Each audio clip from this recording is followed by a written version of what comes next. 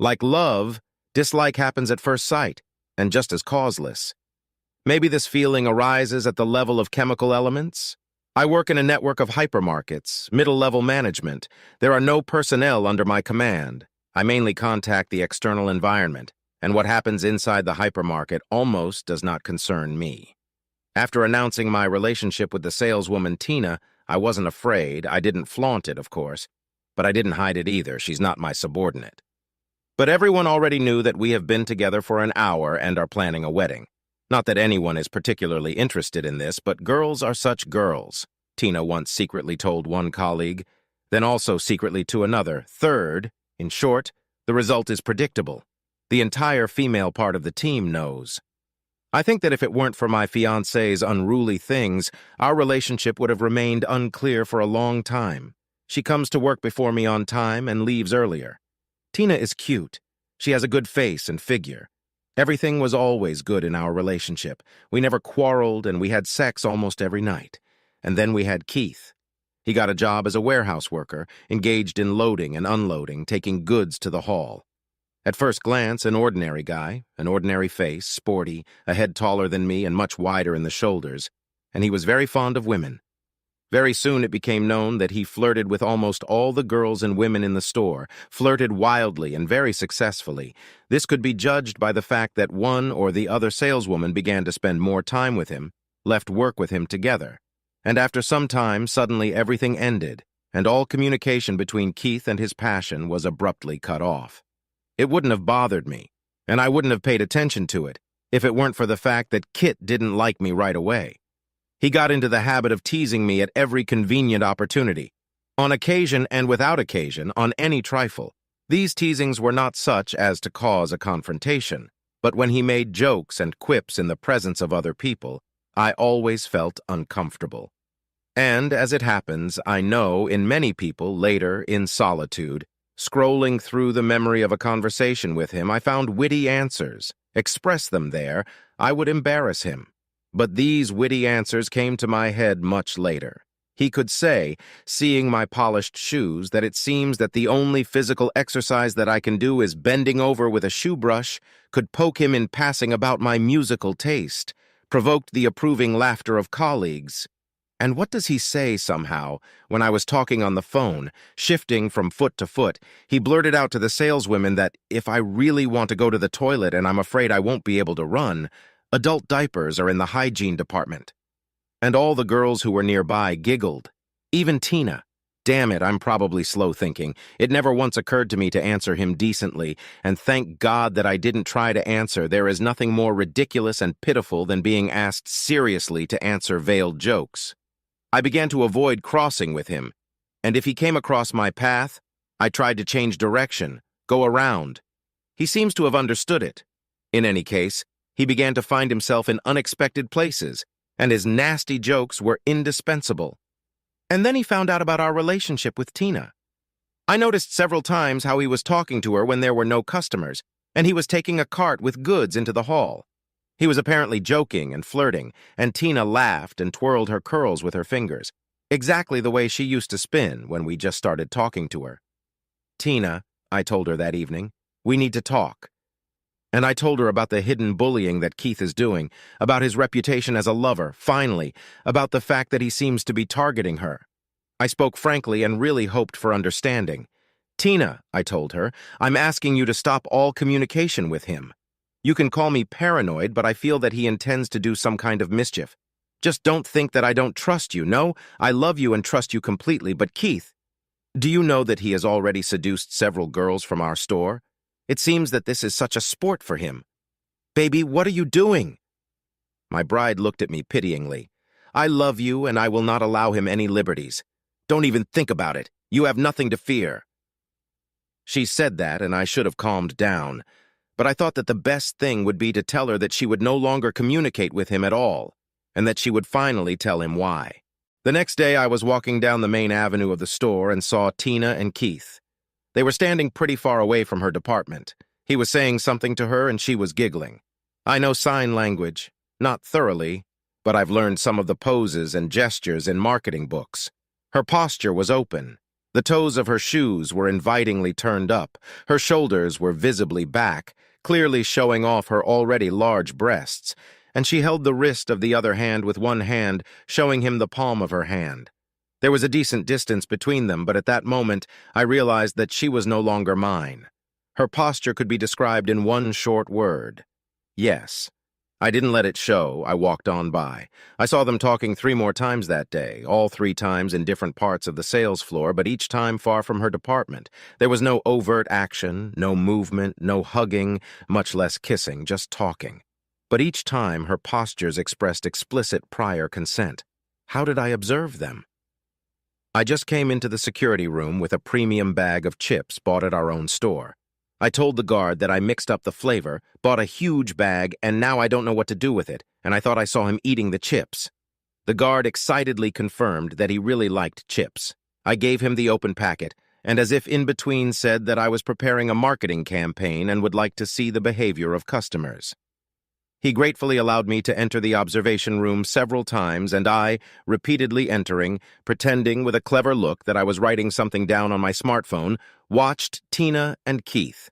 It was all a foregone conclusion. No, I tried to talk to Tina again that evening, but the conversation ended almost immediately after she blatantly lied to me about not talking to Keith today. I didn't know what to say anymore. I could say that I'd seen them, that she'd lied, but what good would it do? The line hadn't been crossed yet, and if I told her everything I knew, it might make her more cunning. There was a small chance she'd still resist, so I kept my mouth shut. I just waited, faintly hoping for that chance. Not that I was spying on Tina, but yeah, I did a little spying. When she left for work an hour earlier than me in the morning, I'd run into the store, go to security, mention in passing the research on customer behavior in the early hours, and watch Tina or Keith on the monitors. And I also tried to surround her with special care and attention, and love, and talked a lot about the upcoming wedding, the future. Well, at least I tried. She didn't come home from work on Saturday, or at least when I got home an hour after she was supposed to, she was gone. Just a text message about going out with her friends late at night. Basically, I figured it out. There was no proof, of course, but somehow I knew right away. And then there was proof. Keith sent it to me in the form of a link to a video in his cloud. Keith turned his phone camera around and, smirking into the lens, showed me, and I was sure he was filming the whole action just for me, his middle finger. Then the camera showed her again, and I saw him flick her nose lightly, getting her attention, and she looked up, sort of indignant, but not seriously laughing, the way girls get indignant when they're teased and actually like it. "Hey, we'll watch this video later and remember the good times," I heard his voice. "Come on, give me a smoochy smoochy." And she smilingly raised 2 fingers in the shape of the letter V and then stretched out her lips in a kissing motion. Although she didn't seem to know that her lover was going to send the video to someone, it looked like she was showing it to me. It was over. I mean, between me and her, and they were still going at it. As embarrassing as it is to admit, I couldn't tear myself away from the spectacle and watched to the end. "So," I heard his panting voice, "am I better than him?" "Better," she answered with a laugh. "Tomorrow I'll fuck you at work. We'll have time before he comes." It's dangerous at work," she tried to object, but he slapped her lightly on the cheek and said, "I'll decide when and where. You're mine now." It felt weird. I felt terribly hurt and somehow ashamed. I opened the closet and started shoveling out her clothes. About an hour later, I brought 3 boxes and a bag of her things to her parents' house, unloaded them at the door, rang the doorbell, and quickly ran for cover, waited for the door to open, and leaving her surprised father to look at the things, hurried away.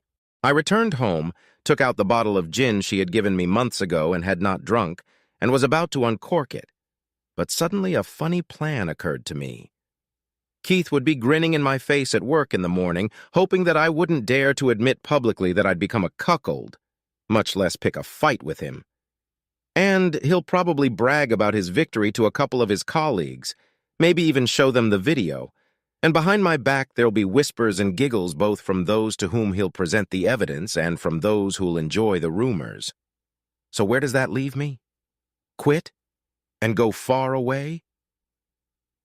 But I had a plan in my head. I turned off the phone, turned off the doorbell, closed the door, and went to bed with improvised earplugs in my ears. So I didn't hear the knock on the door when she came back, or her screams. I didn't even know how long she had been trying to get into the apartment, and then the neighbors told me that her hysterics at the door lasted more than an hour until she went somewhere. And I didn't care where she spent the night. And in the morning, I arrived at work, leaving my car a block away just in case, entered the hall with a paper bag and immediately met Keith, who was predictably waiting for me, surrounded by several of his fellow loaders and saleswomen. They were all looking at me curiously, some mockingly, some sympathetically, but curiosity was evident in their gazes, and I lived up to their expectations. "Keith," I thought I gave a rather natural portrayal of joy. "Thank you. You helped me out. This is for you. Drink it. You can even drink it with my ex." I smiled widely, taking the bottle out of the bag. "Hey, it's not from our store. I brought it from home. Everyone's a witness. Keith, honestly, I don't know. I don't know how long I've been hesitating to break up with her, but my conscience has been bothering me. How can I? She doesn't give me a reason. If I tell her now that I don't like her anymore, that I'm sick of her, I'll think I'm such an asshole. And when I realized that you were hitting on her, I was so afraid to scare you off. I pretended not to notice. I was afraid that you'd figure out my intentions and wouldn't want to be an obedient executor of my plan. But you did a great job. You did a great job." "What?" He slammed his eyes shut. "What are you talking about? What plan?" "Well, I pretended to be surprised. You really didn't guess? Are you really so, clueless?" I pretended to choose a less offensive word. "That you didn't understand why I didn't try to stop your, affair." "Keith, darling, I've wanted to break up with her for a long time. You know that, don't you?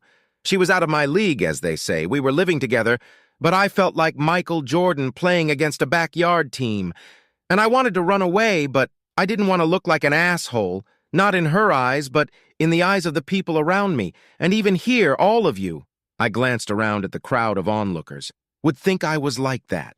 And now I have the perfect excuse to break up, and I've already done it, and you helped me do it." I looked around at the audience, who were eager to hear what was going on. "Did you hear that? I'm breaking up with her because she cheated on me, and no one dares to call me an asshole and an autocrat. I'm not getting rid of her for no reason."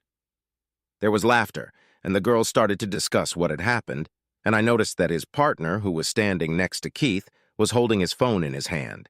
It had a distinctive themed case, and on the screen was the video that Keith had sent me yesterday. "Oh, by the way," I exclaimed, "did everyone watch the video? Let me see." I took Jack's cell phone, and the guy let it out of my hand. "Now you have to see this." I felt a lot of excitement and trembling in my hands when I clicked on the icon in the folder. My fingers were not very obedient. I didn't realize that I had highlighted many files at once. I highlighted Send to All Contacts in the menu that popped up and clicked OK. Now, I mumbled, trying to pass the time and looking at the rotating loading circle. "It's ready." "Oh, I think I clicked the wrong thing," I said. "Now it's right." And I clicked play. Poor Keith. In 1 minute, his triumph had become a farce. What's more, after I had done what I had done, I suddenly realized that along with the video of my fiancée turning from my fiancé to my ex-fiancé, other video files had been sent to all of Keith's contacts, and who knows what was in them. I was holding Keith's phone in my hand, showing the video to everyone, and everyone was staring at it avidly, when suddenly I heard several shrieks almost simultaneously. "Did you send the video to all your contacts?" With horror in her voice shouted one of the salesgirls, looking at her phone. "All of them and my husband? Fake!" Another girl moaned after her. "And mine?" The 5 girls were hysterical a minute later, cursing at me and Keith. It all made sense. In this folder in his cloud, Keith kept other videos similar to the one that was playing for all the colleagues present, which were filmed his other passions, among them married ones. Oh, Keith turned out to be a catcher, as they say, did not miss a single skirt. The most interesting thing was that by the nature of his work, he had contacts of almost all the employees of the store and even some members of their families. And at these very minutes, these family members could already be watching the video and be unpleasantly surprised to learn something new about their wives and daughters. But even if not everyone had seen the videos, there would surely have been someone to notify them. I didn't see my ex until around lunchtime. She was pale and her eyes were red. When I met her eyes, I saw horror in them. I think it wasn't horror at me. I think it was horror at the whole thing. Everyone shunned her. Only a couple of the women who were hysterical about the videos sent to their husbands talked to her about something. The next day, Keith didn't go to work, and by lunchtime, the rumor was that he'd been beaten up badly by some hooligans, very badly, and he might not come back to work after he got out of the hospital. Broken limbs take a long time to heal, and several saleswomen went to work with a thick layer of makeup on their faces, and the makeup could not hide the deep sadness on their faces, enhanced by the bright shadows under their eyes.